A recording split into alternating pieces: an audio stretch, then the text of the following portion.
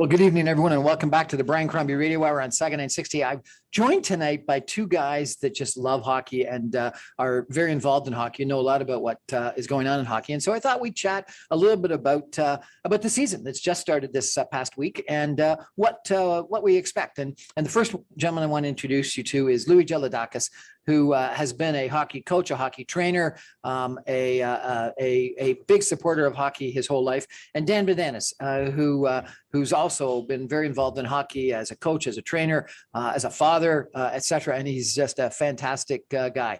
So Louie, tell us a little bit about your background, if you could. I understand that Dan calls you coach all the time, and so you've been involved in hockey your whole life? Pretty much. And it's weird that Dan's calling me coach when he was actually my first coach. You're kidding, really? I didn't know that. I was 8 years old when I first met Dan and his dad. They were my first mentors. Taking that into minor hockey, I played till I was about 15 years old at the AA level, which was AAA back then. There was only 6 teams in the GTHL at that time. I played with the Toronto Red Wings. And then in my draft year, I got sick. I had a stroke. You had a stroke? Yeah, I had a stroke. I was in Europe. It was just after training camp. And couldn't play hockey anymore, or I thought.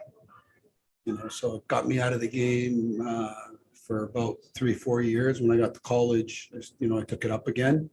And from that point, I fell in love with the game, that I wanted to give something back to the game. Like I always loved being around kids.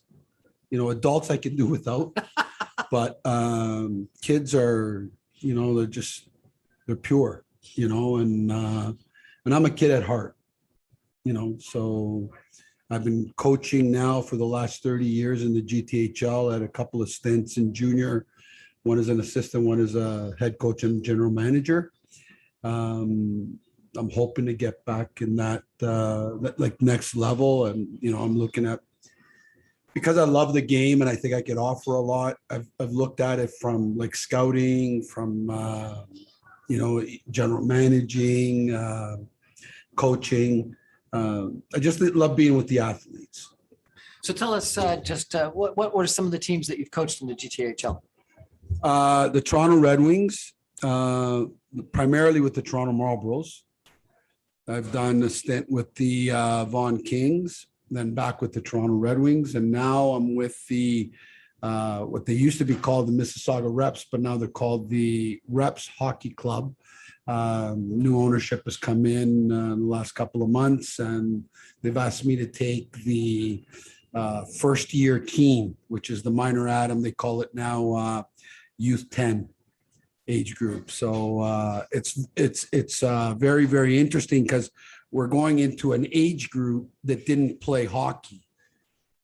So you're out of the 12 teams that are going to be in the age group, 3 or 4 of them are teams that have been together since they were 5-6 years old. Oh, really? Okay. Yeah. And during COVID, they found ways of training together. The other 3 or 4 are players that could play on those teams, but decided to go another route. And then the balance of those teams, most of those kids didn't play for 1.5 to 2 years. So when you say most of those kids didn't play, a lot of those goalies never played a single game. Really? Yeah. So practicing taking shots on you is a whole different story than being in the game. We looked at 30 goalies, and 28 of them would flinch when the puck was coming towards them, and you can expect it, right? Because these are kids that players that want to be goalies think about it all the time. Yeah. And until they get all the equipment on and see the shots, they don't really know exactly what they're going to get. So you're going to get that. They need time to perfect their craft, and they're not getting it. Yeah. The season's so COVID's been tough on hockey players. It's been tough on restaurateurs. It's been tough on lots of people, but it's been tough on athletes that have ambitions. Today I wanted to order toques for my players. And I called a friend of mine who owns a sporting goods store, and he told me, big name firms like companies like Bauer and CCM and Warrior, and that they don't have product. So, if you want to get toques or pants or gloves or whatever, you got to wait 2-3 months, Yeah. right? But for a player that hasn't played hockey in a year and a half, hasn't had a shot on him in a year and a half, that's got to negatively impact him the rest of his career. When you think about, how much practice you need, how much experience you need, if you take a year and a half off, that's got to really negatively impact you. I don't know if I would say negative, but I think it's important that the mentors and the coaches and the parents, like, the village, that has to raise that young man or young person, they be involved. Like it's just, this is where, experience and a good heart and patience pays off for that player. One of the big pleasures that I've had with Louie in the past is I've gone to junior hockey games with him, and I've gone to NHL hockey games with him. And sitting beside him, he's constantly saying, "Oh, that guy there, I saw him, blah blah blah, 2 years ago or 3 years ago, in this thing, and he's unbelievable. And watch what he's going to do with the stick, and watch how he can hit."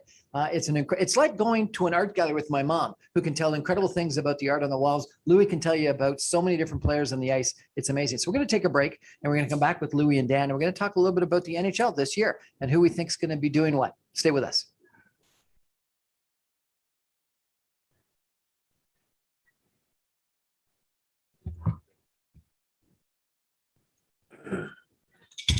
Welcome back to the Brian Crombie Radio on Saga 960. We're chatting tonight with Louie. Louie, I've forgotten your last name. How to pronounce it? Jeladakis. And Dan Bedanis. Louie and Dan are both big hockey nuts. Louie has coached hockey for 30 years. Dan's coached hockey a lot, and both are very knowledgeable. And so, Louie, let's talk a little bit about the start of the season, and particularly the Canadian teams that people know well. But anyone else you want to talk about? Who do you think's good? Who's got good lineup? What are your expectations for the season right now? Right now, if we're talking about the Canadian market, I like the way the Ottawa Senators are building. They're taking a negative situation, which they were in about 3-4 years ago, and compiled their draft picks and use it in a positive way. So they're trending in an up. Like their hockey culture has changed, and they're trending in a positive way. They have money in the bank. They've got at least $8 to $10 million to use wisely as they're building.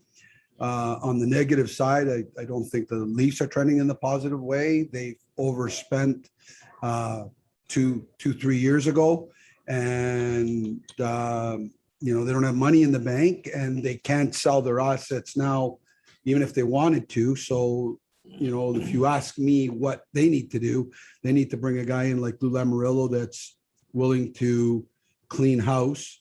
It took a good 30 years to get a guy like Lou Lamoriello to come in. A lot of guys said they were going to, never did.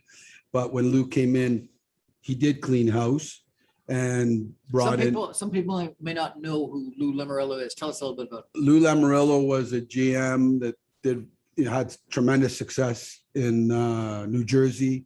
I think he won 3 Stanley Cups. When he left New Jersey, he took the job as general manager for the Toronto Maple Leafs, and did a great job. He got rid of contracts that no teams wanted, like Dion Phaneuf and Phil Kessel. They brought in, Babcock at the time. They drafted Marner. They drafted Matthews, Nylander. And they were what you're saying is the Leafs need a tough GM that's going to. They need culture back. They got rid of Lou Lamoriello. Like Lou Lamoriello brought in culture, and that's what Ottawa did in the last couple of years. And Lou Lamoriello left, and the culture's gone. There's absolutely zero cultures there. Like you saw Austin Matthews coming into the rink, in a tracksuit, and I don't care if the tracksuit's $3,000. It's like, when you're, when your top player is making $11 million and he doesn't want to dress and understand the culture of being a professional athlete in probably the greatest city to play hockey, That's not leadership. I'm sorry. Not, and while Lou Lamorilla was here, he ran a tight ship, and you saw, the fruits of his labors. You saw when you have good culture, what can happen because of that. What do you think of the Canadians? Listen, I'm a Habs fan. I'm going to say it. I had no choice. I was born into a family where my father loved the Habs. I'm happy for the run that they had last year. It was really good to see. But I'm not an excuse-oriented person. I don't like, bringing up excuses types. Like, the fact that we lost Shane Weber and Carey Price to injury, not to contracts or other teams, that hurts a Big team. time. Yeah. So, and I don't know if we're talking about culture. I've had I was lucky to coach players that are on that team that told me about how special the culture in that dressing room was. When you take two leaders like that out, they're looking for leadership. I got to tell you, I think I've told you the story before. Not everyone might know this, but I used to work for the Molson companies, and the Molson companies at the time owned the Montreal Canadiens, and so I had the financial responsibility for oversight of the Montreal Canadiens. They had a CFO that was very capable, but he interacted with me, and so I got to go to a lot of Montreal Canadiens games for a bunch of years. And in 1993. When they won the Stanley Cup, I was there in the stands. I was in the third row, right behind the hockey players bench, because I has Where the Molson family where is. the Molson family was in the second row. I was in the third row. I was right behind the Molson family. And it's the only seats in the NHL where there's not glass between the stands and the hockey players, because not Eric Olson, it was the Molson elder. I can't remember his name right now. It's drawing a blank. But so Eric's father, who said, if I'm going to own the team, I'm going to be with the players, and I'm not going to have glass between me and the players. And he got the NHL to agree that there wouldn't be glass between the players bench and that first row behind the players bench. And I was in the row behind with a couple of bankers that we were trying to get to finance us. And I got to go into the dressing room, have champagne poured on my suit. The CFO and I went out for dinner at a wonderful Italian restaurant at midnight after the big riots on St. Catherine Street, and all the players started to stream in. You'll never forget it. It was unbelievable. And I got to go to the dressing room on numerous occasions. And that dressing room, that's, it's been recreated at the Hockey Hall of Fame in Toronto, has got to be one of the most, it just oozes this, you talked about loyalty. Jean Beliveau, who I used to work with when I was there, because he was senior vice president of what a gentleman, corporate and public affairs, used to call it pride.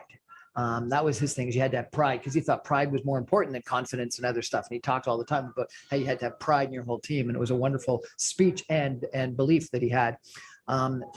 That dressing room was incredible. It was a place where you walked into and you felt Maurice Richard was there. You felt like Jean Beliveau was there. You felt Guy Lafleur was there. It was unbelievable. It speaks to you. The building, like not only the new building, not only the old building, but the new building, it speaks to you. Like I took my dad there to the new building, I don't know, about 8 years ago. And, he was walking and it felt like ghosts were talking to him. There's, again, you're probably more knowledgeable at this than I, but there's two secrets to that building that's kind of interesting. Number one, it has one of, if not the largest lower bowls. So there's more people in that lower bowl closer to the action than in a lot of other arenas, where they'll put in that mezzanine and the suites because they want to get the suites down low. But the lower bowl is what gives the excitement. And then the upper bowl has one of the highest, steepest inclines you can get. So even in that last seat, you're actually closer to the ice versus the Saddle Dome, the current, everything's far, far away. And I knew the statistic at one point in time. I think it's something like 50 feet, that the last seat in the Saddle Dome is 50 feet further away from the ice than the last seat in the Montreal. That's a huge in the Molson Center. It's massive, massive difference. Huge. And it's just because of a shallow incline versus a steep incline. And so the arena makes some of it as well. There's no question. The other thing is, like when you're winning so many Stanley Cups, and in the way they're doing it, right? They played the game, in a classy way. They were skill oriented. like all the way through. The players are iconic in the city, in the country, worldwide. It's just like, they're the Yankees of the NHL. Like it or not, Leaf fans may not like that, but they are. They're the Yankees of the NHL. Dan Badanis, you've got a big hockey background as well, don't you? Tell us a little bit about your involvement in hockey over the years. Well, thanks, Brian. Actually, I could listen to you and Louie speak all day about this because I love hockey and I have such a great respect for both you and Louie in terms of your involvement in hockey. Louie and I go back 50 years in hockey. We've been best friends for 50 years, and we've really seen, each other mature through different ranks in hockey. Louie stayed with one thing. He specialized in one thing, and he mastered that one thing, which is coaching. And he's arguably the finest coach in North America, not currently coaching in the NHL. He should be. And, he's taken the Toronto Marlies twice from the entry-level AAA to the draft year, and he's created champions. He's created so many first-round draft picks that are currently in the NHL playing. There are a number of players that are involved in the game right now that will say Louie Gelidakis was my main coach, because by the time those kids get to NHL, they've been involved with a lot of different coaches, a lot of different personal trainers, nutritionists. There's a lot involved in making it at that level, but many of them will come back and say, Louie's my guy. And where you see it is at Westwood Arena in the summers off season from 4 to 6, Tuesday and Thursday.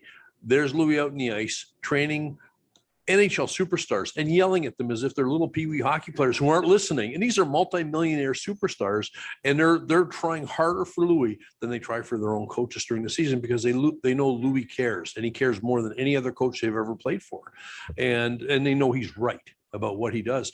So in terms of my interest in hockey these days, my son Sabian, 6'2", 16-year-old honor student, powerhouse defenseman. I've photographed his journey through hockey all the way up. He's currently training privately with a great guy named Kevin Porter. And if you've seen the TV documentary, the docu-series called Relentless, the Kevin Porter story, you'll know that Kevin is a 46-year-old firefighter and paramedic from who works out of Brampton. And he's trying to make it to the NHL. He took a leave of absence from the fire department and the paramedic service a few years back. He Trying to make the NHL at 46? Yes. Well, let me give you some more information. And this guy's unbelievable. So he went and played pro hockey in Sweden, did really well there. And so he took a lot of criticism from people who responded just the way you did. 46 trying to make the NHL, 42 trying to make the NHL. And so he trains like no one else I've ever seen. He truly is the definition of relentless, in the sense that he's on the ice almost every day with a private coach named Eddie Choi, or with the Toronto Maple Leafs skating coaches. And not only is he doing that, he takes Muay Thai classes almost every day, takes boxing classes, and then he spends time, lifting weights and doing whatever he can to make himself a better athlete. So in terms of his speed, the fastest skater in the NHL right now is Matt Molson. He beat Connor McDavid's speed around the ice. His speed was 13.01 seconds. Kevin Porter at 46 does a 13.34. I think that's the number. 13.46. Matt Wilson is faster than He beat McDavid. Wow. Yeah. So in terms of this guy, Kevin Porter, he is a better athlete than I'd say 95% of the NHL players right now. And the funny thing is, he's got a great sense of humor, and he'll be doing drills with guys, and he'll skate for the puck, beat them, make the play, and he'll be skating off the ice or back checking or doing whatever, saying, how does it feel like to be beaten by a 46-year-old man? Good chirp.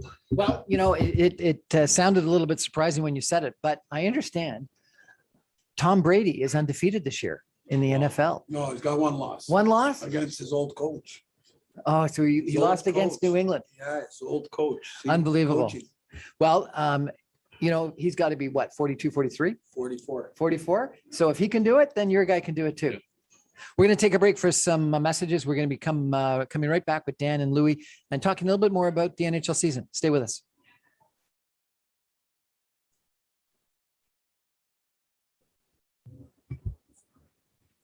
Welcome back to the Brian Crombie Radio Hour on Saga 960. I'm chatting about the NHL season, hockey, with Louie Gelidakis and Dan Badanis, two hockey nuts. Louie has been a coach in hockey for 30 years. Dan has been a photographer, a player, a father, a coach, a trainer, etc., and very involved in hockey. I've had the pleasure of going to a couple of different NHL hockey games with these two guys and a couple of what was it? AHL games. And it's wonderful because, you sit beside people that really know hockey and know the players on the team. And actually it was interesting because we were in an AHL game last year, and it wasn't last year. I guess it was before 2 years ago. And Louis pointed to a guy and said, that guy's going to be in the NHL very shortly. And this year he is. And so he can pick them. He knows when he sees talent. But we were talking about the season, and we were talking about Toronto, Ottawa, Montreal. What about, I want to ask you, Louis and Dan, what do you think about, this experiment that we had last year of the Canadian division? I thought it was really exciting to see all the Canadian teams play each other for a year. Was that good for hockey or bad for hockey, do you think? It was good. I think it was good for Canadian hockey. It gave the Canadian teams an opportunity to play a lot against each other and set up rivalries amongst themselves. But it didn't give a great indication of how good the teams were, because they weren't playing necessarily the best teams, the best teams that were set up for Stanley Cup runs, the Tampa Bays and the Boston Bruins and the Capitals or the Vegas. So it didn't Canadians that really understood the game were saying, okay, look, our team is doing good here in Canada, but we don't know what they're going to do when they play those teams, right? So, and now if you look at it, it's almost the same thing. Like the Floridas, the Tampas, we don't have a Canadian team that's projecting for a long playoff run. Not now. Vancouver, I think, overspent in the offseason for the free agents that they picked up. So, they're not trending in a way that, that they're going to be in a long Stanley Cup run this year or maybe even next year. Calgary is started off very, very well. Again, they have a great coach, all about culture. And commitment to the game, and you see the results of that. But and Winnipeg, I think they're trending in a positive way as well. But I love the game. So if you ask me, is it good for the game? No.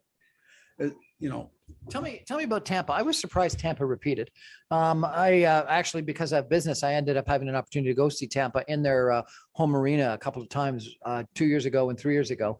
And, the arena is spectacular, and the players were wonderful to watch. But to repeat in the Stanley Cup. It was easy. It was easy, and I'll tell you why.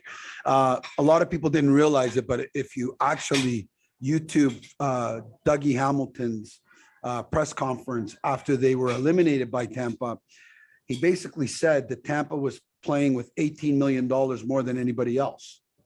Because of a loophole in the NHL, if a player is injured during the regular season, his cap hit doesn't count. So when he comes back in the playoffs, like Kucherov did, that's $10 million that didn't count against their budget.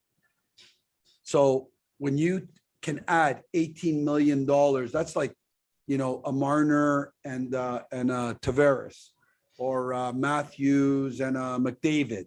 Like, you can add that type of presence into your lineup into the playoffs. Yes, and you are already a good team already. You know what I mean?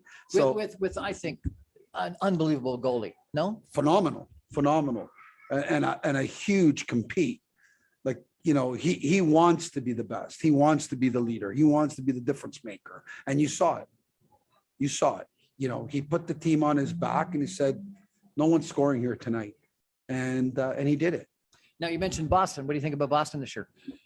I love Boston. I'm, being they're just a blue collar, hardworking team. They have 3-4 lines, and they've set themselves up to be a good team for a long time. They've got good coaching. They have players that have bought into the hockey culture. They have young talent coming up. They're trending in a positive way. Dan, what about you? Where do you see the Stanley Cup going this year? Who do you like? Well, I'm a diehard Leaf fan, as everybody knows. I'm sorry for you. And the thing is, struggling with my Leafs, our Leafs, is the fact that the greatest hockey coach I know, no disrespect, Louie, my wife, Kelly. She knows more about hockey than Louie and I put together, and she'll tell you too. But in Kelly's opinion, after watching the Leaf documentary, Sheldon Keefe may have lost the dressing room. And when a head coach loses a dressing room, it's bad news. Louis spoke about the culture that Lou Lamoriello had, and now, there seems to be an absence of culture. So if there's an absence of culture and the possibility that my wife could be correct, that, Sheldon Keefe has lost the dressing room, then we need to see some massive changes. Now, I heard that Shanny was traveling to come see the team play tonight in Chicago, and that's not always a good thing. And so, there are some people who think there could be some immediate replacements.